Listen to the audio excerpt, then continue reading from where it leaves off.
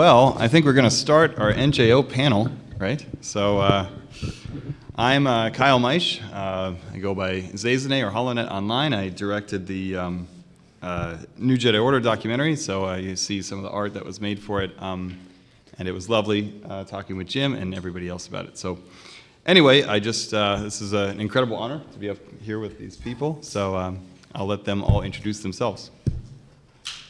Well, I think we should start with Jim, because the new Jedi Order, he's I haven't left this room all day, and I have my name is still James Luceno.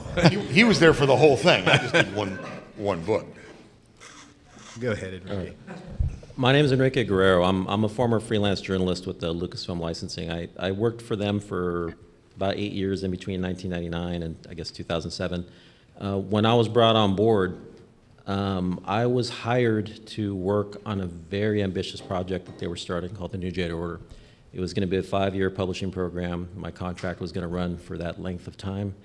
And I was one of the behind-the-scenes support people to do everything to assist the people who are going to do the heavy lifting, like Jim and Matt, everything to make their job as easy as possible, because we knew this was something that was going to be incredible and blow people's minds, and we wanted to deliver the best product possible to the fandom, because it was this was something that we knew was going to be very exciting.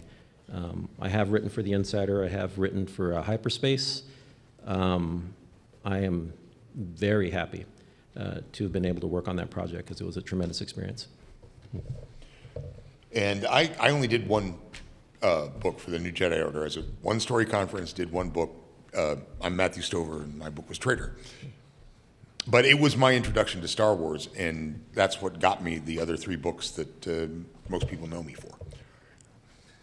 Yeah, and well, I think I speak for a lot of people here that the series is still remembered now, decades later, because it's something significant, even in the history of Star Wars publishing, actually in the history of licensed fiction, to have a project of this scale.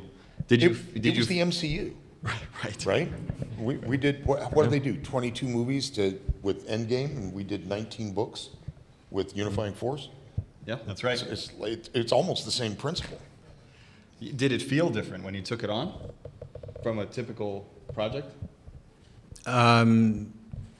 Yes. It was my introduction to writing in Star Wars, or having anything to do with Star Wars.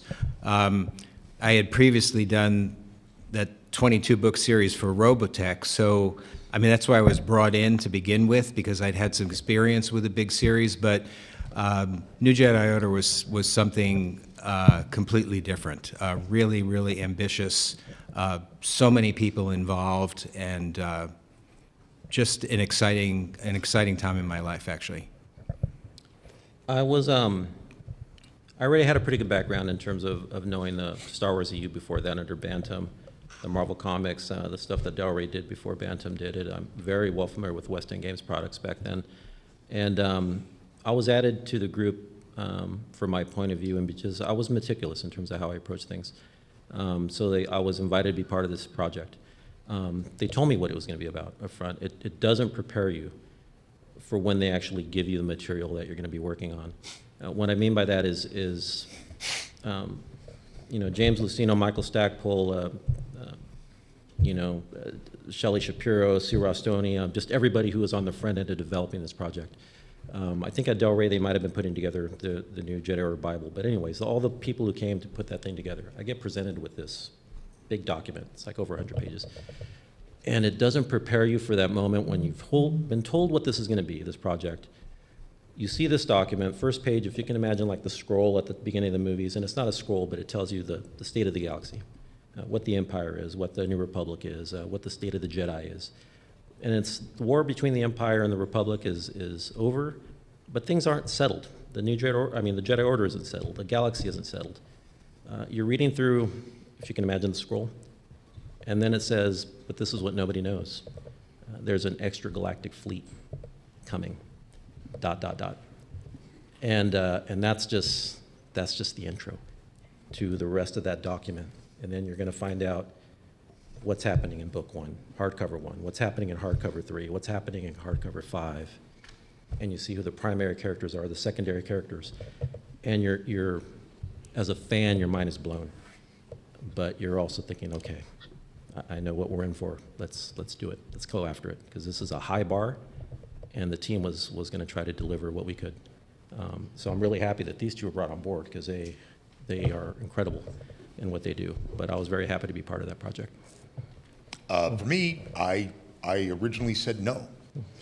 I had just published my third novel, which is called Heroes Die, which for the 90s was notably graphically violent and used a lot of inappropriate language. And the Star Wars, I love Star Wars, as many of you probably heard me say in some of these interviews. I've been a fan ever since I was 15, but it's not my vibe. It's not what I do, right? I'm not the hopeful writer.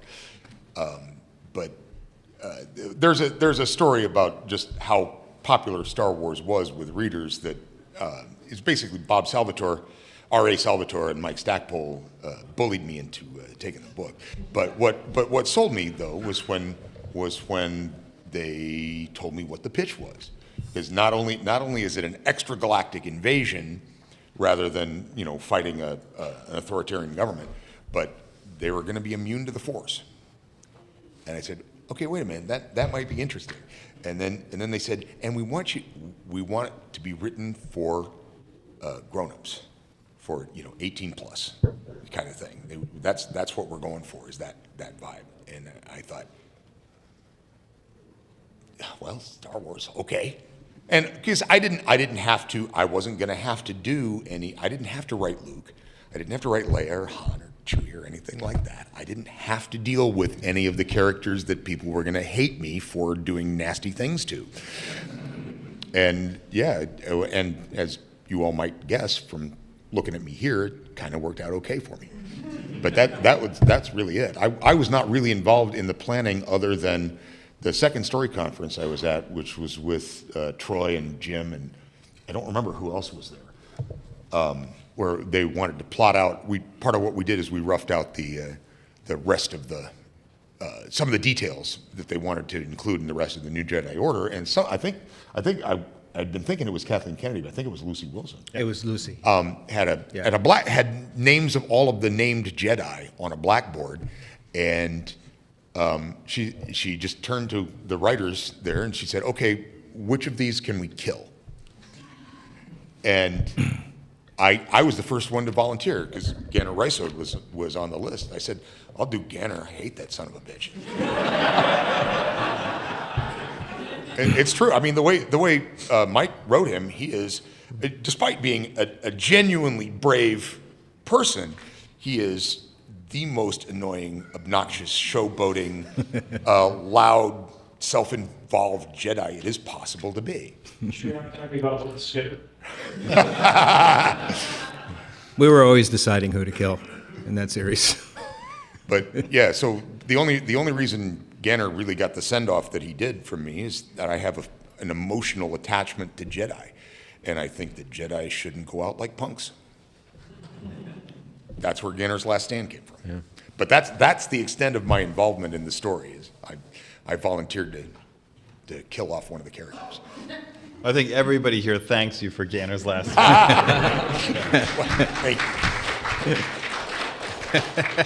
Somebody sent me a fan art thing of the archway and the Vong Lance of the Dead, with Ganner guarding it. It was beautiful. Well, then weren't you inspired? It wasn't Tolkien, right? It was a Roman kind of Last Stand, right? That was the inspiration. No. It was inspired by Monty Python. It was the Black Knight, right?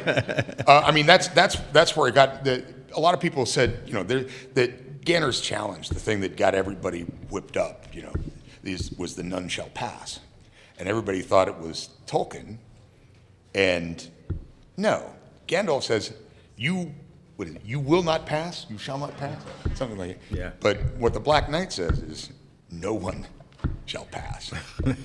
It's a flesh wound. Yeah. Amazing. It's a flesh wound. It's a flesh wound. Well, and that's in a sense, I did the kind of operatic, climactic version of that attitude, because he just ignores pain and capacity because he's just into doing his thing. Now, what was it like to work with the new generation? Because this is the new generation of Skywalkers. I mean, there's the solos. But, I mean, like you said, you didn't have to deal so much with Luke, although, I mean, he's in the rest of the series. But it was really the next generation's story. How did you approach that? Well, it was a real team effort because the idea was to plot the whole series, from the very start. I mentioned earlier that you remember Lucy had that blackboard that had all the mythos that we were trying to get in. We were trying to follow George's example of bringing a lot of mythology into the series. So there were just multiple story conferences, even before I was at the one with you, where we were trying to discuss the invasion, the creation of an enemy that Star Wars hadn't seen before, what we were going to do with Han and Leia and Luke, the children. It was just a massive undertaking, and we just had to find. I think Star Wars literature. Oh, it's okay. Star Wars literature was a little bit weak then, and we had to find a way to revive it. So we were.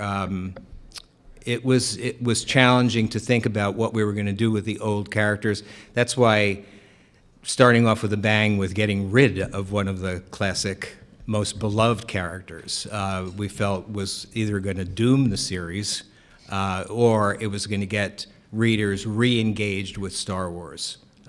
And we'd have all those 19 books to follow, 22 originally planned to follow, to just unfurl that story. Well, considering the headlines the newspapers generated over Chewbacca's death, I mean, there were obituaries and just everything. I mean, it's wild to look into. I think USA, Washington Post are talking about, oh, yeah, he died saving Anakin Solo, and you're like, yeah, this is in the news. Yeah, and poor Bob really suffered. Yes. Bob was not the original writer. There was actually a team of 2 writers who were going to write that first book, but we were trying for tone, and the manuscript that they delivered, or their approach to it, just didn't seem to be right for the direction we were going, and Bob was brought in last minute and tasked with killing Chewbacca, and really paid a price for it. He got serious hate mail, and he was really depressed about it, and very brave of him, but he's a big guy, and he took it well. Did that make you skittish to go ahead with Anakin? No, because that was baked in early on. What we were going to do with Anakin and Jason. Originally, Anakin was George weighed in on what we were going to do with Anakin and Jason because he was working with his own Anakin. So we had to change the original story arc for that character, and Jason became the hero for the series. Yeah. I just want to interject something here as a reader and a fan as well. Somebody who's hip to genre tropes and the way they work, that all the way up to Star by Star, he's the hero. You can tell he's the guy. He's the Luke, right? And the switch, the oh, guess what? Luke just died. Right. That I thought that was what cemented the new Jedi Order in people's minds, even more than Chewbacca. Yeah. Chewbacca, that might have just been a stunt. Bob told me he got death threats in that hate mail. He did. And yeah. he was saying, and I can't even tell them that was my job. I didn't choose to kill Chewbacca. That was my job. Yeah. But yeah, we were building up to Anakin's death. That was already planned. In terms of we analyzed what the story arc was going to be, and we knew we needed that midpoint that was also going to reinvigorate the series. So, I mean, that was the benefit of really having the time to look at this whole series beforehand, before we started to assign the books, because it just gave us this blueprint. I think you'd agree with that. Yeah, it was really a challenge in terms of seeing the progression from what, and Bob did a tremendous job, but we knew that the three kids, the solo children, were going to take the forefront, and they're throughout the EU before that, but prominently really in the Young Jedi Knights and the Junior Jedi Knights books, but now they were coming into this much more serious storyline, and we know over the course of the story that Anakin is special. He is going to be the greatest of the Jedi Knights the way the story is unfolding. And it's someone that the rest of the Jedi can rally around. He's the one who's really doing tremendous things in situations involving the Yuuzhan Vong. But coming up to Troy's assignment, and those who helped build him up from what Stackpole was able to do with him to what Greg Keyes was able to do with him, Anakin was becoming a very special character, someone that we knew the fan base would rally around. But then we know what's going to happen when Troy gets his assignment. And that was, from being able to watch this unfold and how the fandom was going to react to it, it was kind of, let's see what happens, because this is the shining knight. And now he's going to be removed from the picture. And by that point, fans were frustrated with Jason Solo. They were just frustrated in terms of, what is this guy doing? He's not being proactive. He's contemplating what it means to be a Jedi. Jaina's kind of frustrated. She just lost her brother. Jason's doing his own thing. But the beauty of that is having that situation with what happened with Anakin is you bring in someone like Matt Stover with Traitor, and just the book is incredible. If you've read that book, is incredible. And Matt, as someone behind the scenes who's also working as a fan when I'm reading this stuff, you read that manuscript and you take that moment, you step back and you put it down, and all I can tell you is it's probably like an F-bomb for like 30 seconds plus in terms of, wow,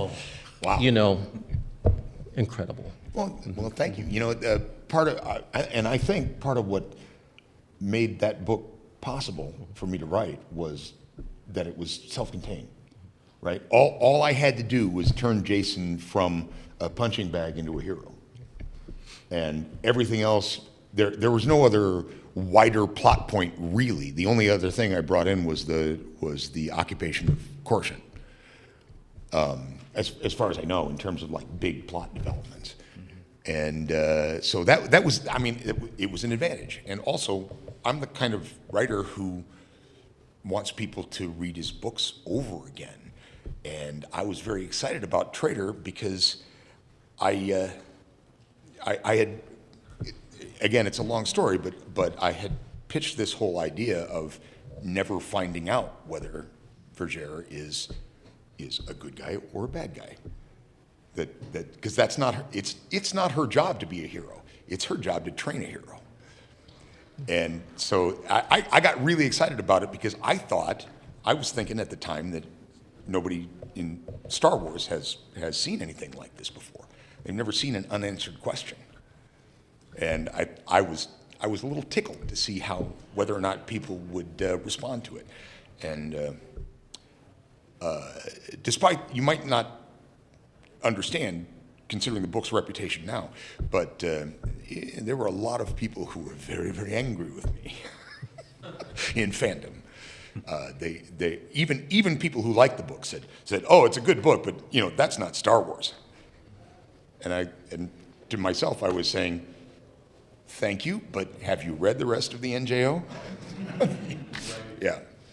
Well, the series took on some really serious themes as it rolled on, and I think it actually questioned a lot of interesting, a lot of beliefs that maybe we would share with the heroes, but it questioned it along the course of the war. And then when Anakin dies, I remember that had quite an impact on me as well, because, you just think that's our hope, and it's gone. And these other characters, like you said, they're not ready. Jason and Jaina weren't up to the task, so they had to develop quite a bit. And I think you guys did that marvelously to develop them. It reminds me of this wonderful quote. I think it was Nietzsche who said the wreckage of stars, I built a world from this wreckage. And that's what I think of when I think of Traitor, because Oh, he well, was... geez, thanks. Yeah. I'm not familiar with that quote. But, Yeah. So anyway, now I want to transition from our discussion about the heroes. We could still discuss that, but Nomenor. Now this guy, he just he's a rascal to the end. So if you guys want to talk about Nomenor, have at it. Actually, didn't come from our story group. He was actually a character that came from a Dark Horse comic. Yeah, he'd been introduced in a Dark Horse comic. In fact, there were representatives of Dark Horse Comics at that first story group. But I think every writer that participated in the series enjoyed toying with Nomenor and watching him toy with everyone else in the series. So he had a terrific arc, and even after the New Jedi Order wrapped, there was talk about sort of spinning him off and giving him his own series. well, he was a great character to write. He was so much fun. Some of his scenes in Traitor were the most just outright fun to write. Yeah. There's a great moment later in the series. It might have been Greg Keyes where Shimra. I think Nomenor's going to reveal himself again to Shimra, and it's either in that or in your book, Unifying Force. And Shimra's kind of like, "You're still alive? This better be good." It's great. So anyway, this was a question that was put to me. I asked some people if they had any particular questions. This was a good one that was put to me. Now, you guys made the books concurrently with the prequels as they were coming out. Right. Was that tricky? Is there anything that now, having seen the prequels, you would have altered? I mean, in a lot of ways, I think that the series does deal with some of the things the prequels do deal with, and I'm curious to know how you had that instinct for, the Jedi have to figure out their relationship in a wartime setting without going evil. But anyway, about the prequels and the NJO, any thoughts? You have any thought? You have any memories of that? What was going on? I don't remember. There was a lot. I really mean, Lucasfilm was very busy then. Yeah, I don't 'cause remember it crossing over as much as, because there was already a game plan for the New Jedi Order, and I think everybody was pretty committed to seeing that through. With the prequel stuff, in terms of what I'm doing behind the scenes, I'd be provided with a lot of information. I'm not the only one. There's a lot of us. There's a team of us, and it was our job to be up to date on the prequel material. To whatever extent it would cross over into what was happening with the New Jedi Order, then certainly that's something you're going to track. And if it's something that'll bolster either one way or the other, the New Jedi Order or the prequels, then certainly you want an opportunity to incorporate that. Because we know it over this big, story, you kind of want things to connect, and we know people really appreciate when things connect. But really, it wasn't. It was, to me, at least from my understanding, it was two different tracks going on. The prequels are doing their thing, NJO's doing their thing. It's generations apart, but yeah, it's all the same universe. You're still dealing with some of the same. I do entities. remember though when sort of world events started to affect the series in terms of we were concerned after 9/11, like, we're telling a kind of dark story here. Is this going to work? Do people need something more encouraging? So a lot of what was happening back then, 2001, 2002, sort of found its way into the series in ways that were completely unexpected. There is one exception, because Rogue Planet was connected to NGO, right? With the Zanama sequence. Yes, Rogue Planet. Rogue Planet changed everything, because at the meeting with Greg Bear, he had this notion of a living world, a living Zanoma Sakot. And we found a way to just incorporate his notion of a living world, sort of this Gaia hypothesis, into New Jedi Order. And it changed the direction of the series at a critical time. I ignored the prequels. They had nothing to do with what I was doing. That's really true. I mean, it wasn't relevant to what I was doing, because I didn't have to worry about the big plot. I just had my bit. That's it. The NGO had a lot going on. There was a lot of world creation there, just self-contained within that storyline. That was it had a lot of its own things to manage. Did the series kind of evolve a bit as it went? Because I've kind of picked up that maybe to some smaller degrees it did. I know the Nightfall trilogy was canceled, and that would have featured Danny Quee. Right. Do you have any recollections of handling that? It was constantly changing. I mean, initially, we wanted to focus, the story arc was going to be basically told by the 5 hardcovers that drove the series. And the paperbacks, they weren't going to actually just be fill-in, that's too dismissive. But the major plot points of the series were going to be told in those hardcovers. And we constantly had to adjust because each writer brought something a little bit different than what we expected. It wasn't like every book was outlined and then we'd hand an outline to a writer and that person would fill in the details. It evolved quite a bit right to the end. And I think, and honestly, one of the real turning points was Traitor. I think that your book really shifted everything, not only in terms of what you did with the characters, but stylistically, it changed. I don't remember anybody, when I picked up your manuscript, it was like, this is suddenly a new style for Star Wars. I hadn't seen that before. And that also ended up just changing our thinking about the way the series was going to go. Definitely felt like a game changer. Yeah. I'm not sure I've ever heard myself referred to in public as an influential writer.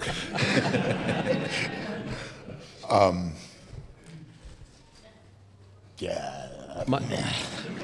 My recollection of how I was the just story, trying to do a good job, man. my recollection of how the story kind of evolved, because it did evolve.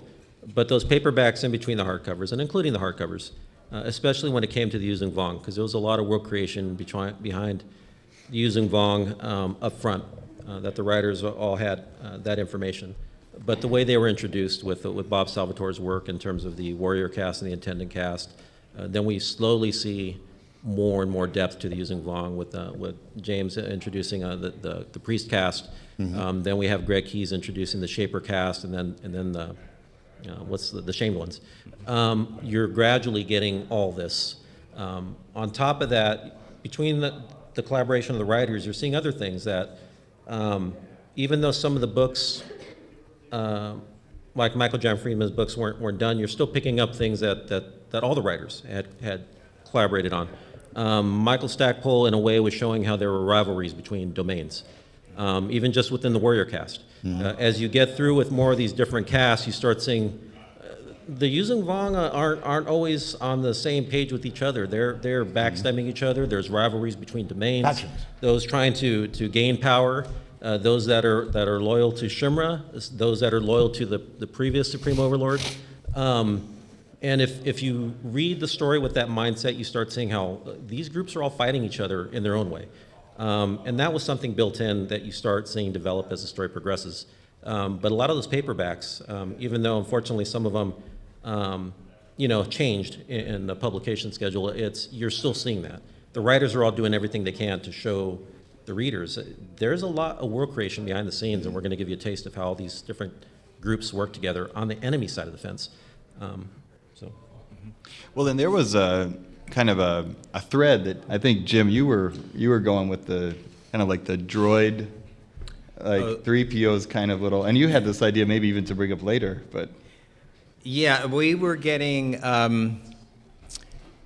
we were very aware of reader feedback. Do you remember we had that whole, the manuscripts were sent out to, I don't know how many readers were involved, but we were constantly getting feedback on what we were doing. And not everything stuck. And in one of the books that I wrote, Jedi Eclipse, I was trying to do some things with droids and do something with something called the Peace Brigade, and it just wasn't resonating. So like that thread just had to be jettisoned. And that happened a couple of times through the series where we felt like this isn't really working and we have to get back to the main focus of the story. There were elements in play that didn't, like Jim was saying, it's, if you can imagine from Vector Prime with Bob Salvatore indicating that, the Yuuzhan Vong hated technology, they hated robots, they were blasphemous. Well, you've got a lot of droids. I mean, this is a galaxy full of droids, and now they're being targeted. Some droids are going to want to fight back. But so those were things that were considered in terms of part of the storyline. The droids are an important part of the Star Wars universe, and at least in this storyline, they would have had a voice. Unfortunately, those threads involving droids fighting back weren't able to be told the way at some point they were contemplated being told. Right. Were there things that turned out better than you guys planned or expected in terms of how well it gelled? Yeah, I mean, it was always, you always felt like you were on the razor's edge. Is this going to work? Are we going to be able to keep it going? And find the right conclusion, because we were building to something. But by that point, after, 15 books, 16 books, we weren't really sure how it was going to wrap anymore because it had morphed. And so there was a lot of thinking that had to be done about where are we going? Where are we ending up? And that was a big concern toward the end. From year 4 on, the writers really stepped up to bring it home. Yeah. To bring it home and to put it in a place where Jim could do what he did. So there was a lot of work there to pull that off, and thank God Jim got that assignment for Unifying Force, because he delivered. Well, didn't Michael, I mean, I wouldn't say this, but didn't Michael Stackpole used to joke it was the galactic Band-Aid for this? I thought that was your comment to me, that it was the galactic Band-Aid.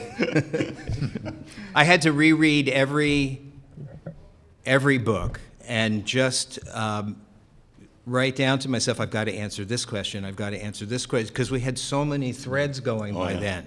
And it was like, I can't ignore all this. So I had just pages and pages of just unanswered questions. So it was just a lot to work with. But there was so much great stuff in there that led up to the final book that I won't say it wrote itself, but it was all there to begin with.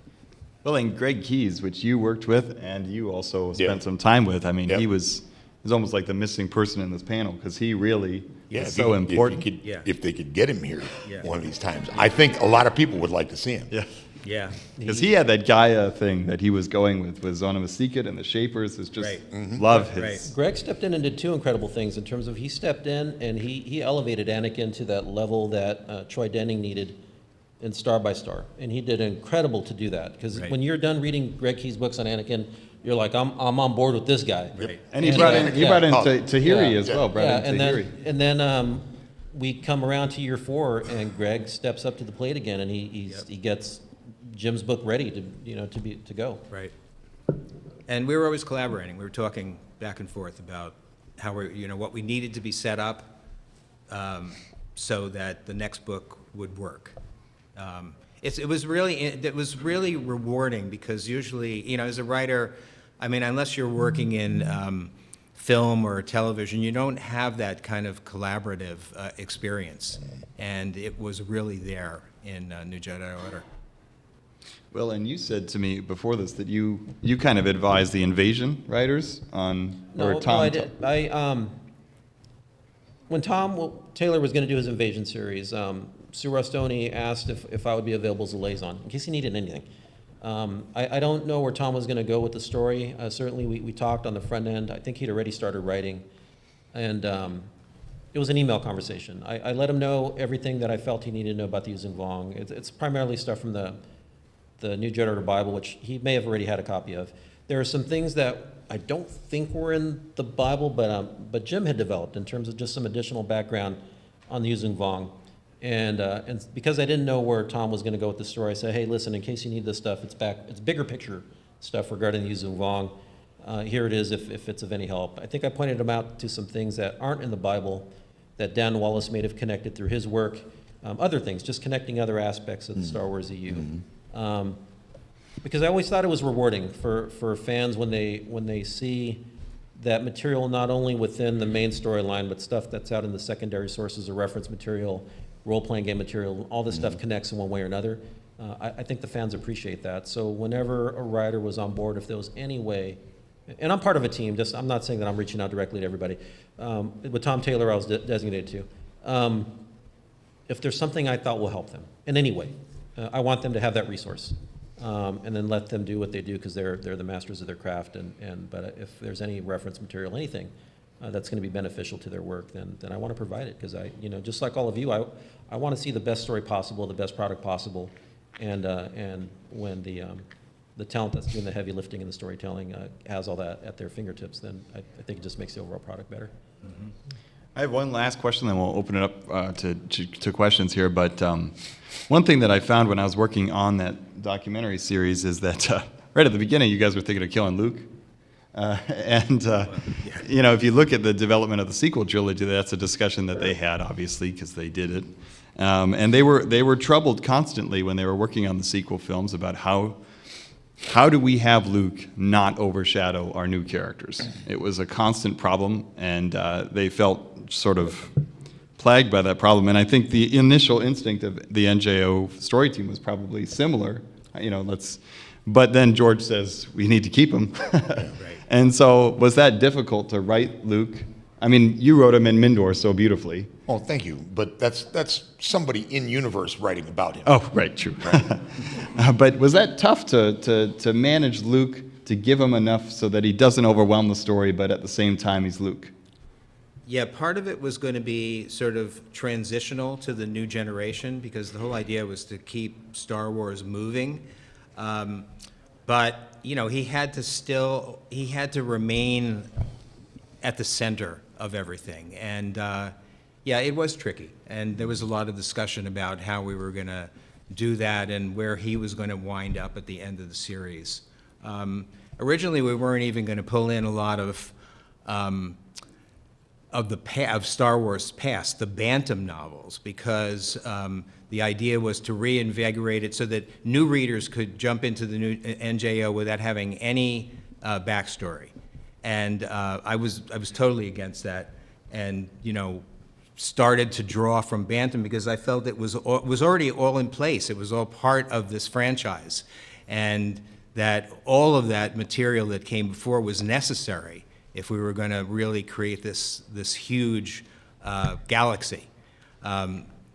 So that's what I say about things morphed. A lot of the characters who showed up in the early Bantam novels made their way into NJO. We found a way to deal with Luke and the other heroes, and it worked out. I think there was I'm sorry. I think there was still a little bit of a feel with respect to Luke Skywalker. There was a little bit of a Arthurian legend as it applies to him. That he was King Arthur and these are his knights. But really what was driving that storyline is the solo kids. And when it comes to the hero's journey, which is a big aspect of Star Wars storytelling, the hero's journey was for the solo kids. So we had these two different aspects in terms of Luke's role, what the solo children's role was. But I think from the very beginning, it's Luke is Luke. I mean, he's the Grand Master. He's the greatest of this Jedi Order. Jason, in the end, would be great in his own right. Not the same as Luke, but great in his own right. But I don't think there was anywhere contemplated that Luke would be diminished in any way compared to everybody else. He's Luke Skywalker. Right. Well, I think, to your point, I think at the time, and we had discussed this, that it was early on, initially kind of thought as maybe this would be the capstone, But, obviously New Jedi Order was tremendously successful, so they would carry on, Right. Which makes sense. But I'm going to open it up to questions. I'm sure we don't have any. No. All right. Microphone. You mentioned that there's other books that didn't get made that were intended to be published. I believe Nightfall trilogy was one of them. What was the intent around the Nightfall trilogy or any of the other books that were missing links, I guess? You want to take it? Or? I think a lot of what was in Nightfall or what Michael J. Friedman wanted in his books, I think you kind of see it peppered throughout the other authors that stepped in and did their material. His fingerprints are certainly in the New Jedi Order. Greg Keyes picked up a lot of things that Michael John Friedman wanted to do.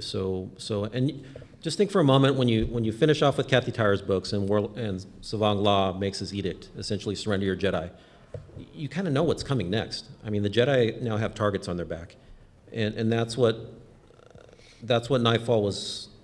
Clearly, they're the next books in the story. But you don't have those books, but you have Greg Keyes coming in, picking up a lot of the same threads. What I mentioned before about the way all these Yuuzhan Vong casts are kind of infighting, these domains are infighting, that's still picked up. So there's things that, even though we don't have those books, the highlights from those books are still in there. The fingerprints are still in there. Right. So it's there. We'll go over here, right in the front. Good afternoon, gentlemen. I'd like to know if the new Jedi Order and the Dark Horse Legacy series were made with each other in mind. I don't know which was published first, but given that both, that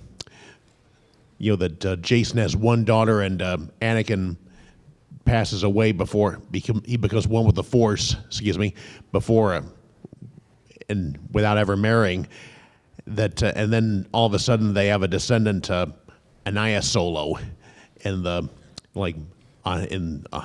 following century, and I'd like to know if there was a challenge. How did you meet the challenge of tying this together, assuming it fell to you? Well, that was with Legacy of the Force, right? That they worked with. I was no longer working on the books at that time. My role ended with the Darkness trilogy, which was kind of, at the time they were developing that, was considered an NJO coda. It was kind of an end cap to the Solo kids, or at least what they did in the NJO. But unfortunately, I don't have the answer to their question. I know that they've worked very hard to keep the continuity consistent, and it was a natural progression of where those characters would go. I think Troy Denning had a very strong voice in that direction, but I don't have a better answer for you other than I was really happy with what they did with those books as well. I know that what everybody did on the NJO with such a mass book collaboration, I think helped with what they were doing with those next two massive storylines. By the Legacy, I meant the Dark Horse, which that takes place in like the 136 AD line, as opposed to the Legacy of the Force, which Chase becomes Darth Kindness and is defeated by his own sister, and who then marries into the Fel. Yeah, I think Leland Chee has said that those two teams were in coordination at that time, the Legacy of the Force and the Legacy Comics team, so they were in communication at that time. But do we have a next question? Maybe we'll do Nick.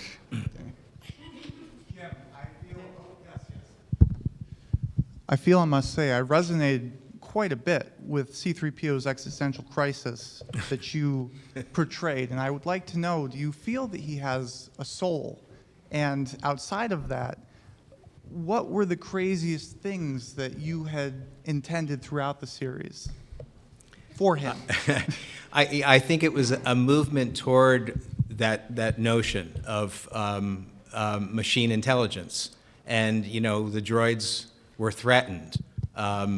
Could they get together in their own way and defend themselves? What was their place in everything that was happening? So those were my thoughts when I tried to introduce that in Jedi Eclipse, and it fell flat, unfortunately. It's not the answer to your question, but keying on that word choice of crazy, love Aaron Alston. Some of the things he interjects in his stories are,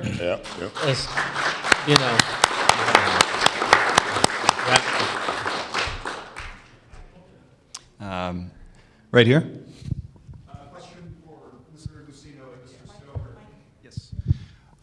Was there ever a point after NJO where either of you were approached to write the next series after that? And if not, would you have said yes? I was not approached. By then, Troy sort of had the ear of Lucasfilm and Del Rey, and they liked his idea for continuing it. I tried to end the series in Unifying Force. I tried to be done and leave the characters in a happy place, and I thought we could move on. But publishers make decisions, and so no, I was never approached. Would you have taken it, Matthew? I have no idea.